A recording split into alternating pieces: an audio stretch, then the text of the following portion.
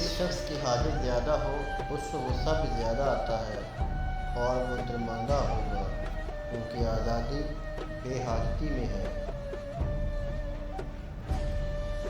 جو غصہ ضروریات کے متعلق ہوتا ہے وہ باطل نہیں ہوتا، اسے باطل ہونا بھی نہیں چاہیے، کیونکہ اس کا باطل ہونا مفید نہیں۔ جاننا چاہیے کہ اگر کوئی شخص کسی پر ظلم کرے اور وہ خاموش رہے اور جواب نہ دے، مگر بالکل چپ رہنا بھی واجب نہیں اور ہر بات کا جواب دینا بھی درست نہیں۔ گالی کے بدلے گالی نہ دینا چاہیے، غیبت کے بدلے غیبت نہ کرنی چاہیے، کیونکہ ان امور سے تعزیر شرعی واجب ہوتی ہے۔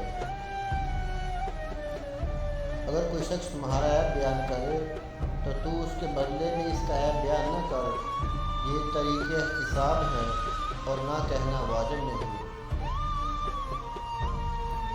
جب حسد پیدا ہو جائے تو زبان اور ہاتھوں کو اس پر عمل کرنے سے محفوظ رکھ۔ یاد رکھو، جب تک تم ایماندار نہ ہوگے جنت میں نہ جاؤ گے۔ دنیا میں حسد کے غم سے زیادہ کوئی غم نہیں، اور یہ کیسی بے وقوفی والی بات ہے کہ اپنے دشمن کی وجہ سے اپنے آپ کو تکلیف پہنچاتا ہے۔ حسد سے اسی شخص کو نجات حاصل ہو سکتی ہے جس پر توحید غالب ہو۔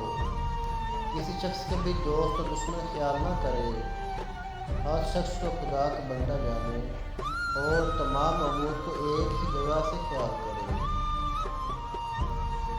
دنیا کے پھندوں سے صرف وہی شخص نجات پاتا ہے جو اس کی آفتوں کو اچھی طرح جانتا ہے اور اس سے پرہیز کرتا ہے۔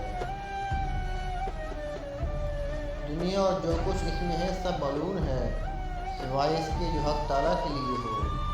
دنیا کی محبت تمام گناہوں کی جڑ اور سردار ہے۔ جو شخص دنیا سے محبت کرتا ہے وہ آخرت کا نقصان کرتا ہے، اور جو شخص آخرت کو دوست رکھتا ہے وہ دنیا کا نقصان برداشت کر لیتا ہے۔ دنیا برباد شدہ لوگوں کا گھر اور غریبوں کا مال ہے، اسے وہی جمع کرتا ہے جو بے وقوف، اور فقہ کا طالب وہی ہے جو بے یقین ہو۔ جس طرح آگ اور پانی ایک جگہ